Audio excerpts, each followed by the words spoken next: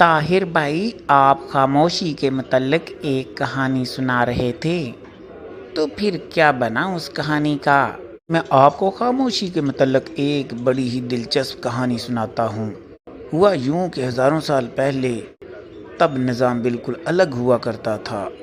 لوگ دور دراز علاقوں سے اور ملکوں سے سفر کرتے اور کسی دانشور کے گھر جا کر اس سے تعلیم حاصل کرتے اور اس سے تربیت پاتے، اور اسی طرح واپس اپنے ملکوں میں جا کر وہی تعلیم عام کرتے۔ تو اسی طرح ایک انتہائی دانشور بزرگ جو کہ بڑے ہی مشہور تھے، ملکوں ان کا نام تھا، وہ تعلیم فرما رہے تھے۔ ان میں سے ایک شخص جو انتہائی بے وقوف تھا، وہ بار بار سوال پہ سوال کرتا۔ تو سوال تو کیا جا سکتا ہے، آخر اس کے ذہن میں کوئی ایسی بات ہوگی تو پوچھ رہا ہوگا نا۔ سوال پوچھنا کوئی بری بات نہیں، لیکن اس کا طریقہ کار غلط تھا۔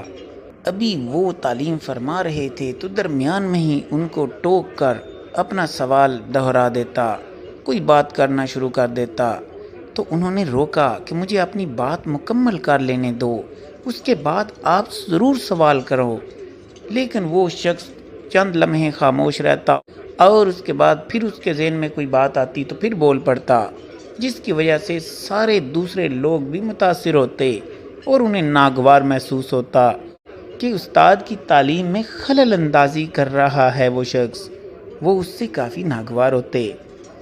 تو استاد محترم نے بڑے اچھے طریقے سے سمجھایا، ہاں یہ بات تو غلط ہے بھائی، وہ تو کسی بات کا جواب دے رہے ہیں تو وہ جواب تو مکمل ہو جائے تو اگلا سوال کرنا چاہیے۔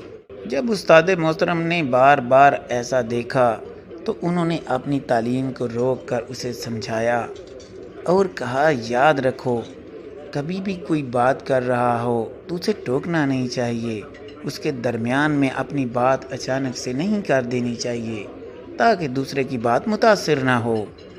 پھر استاد محترم نے حکیم لقمان کا وہ مشہور قول بتایا کہ بولنے پر مجھے بارہا افسوس ہوا، لیکن چپ رہنے پر مجھے کبھی افسوس نہیں ہوا۔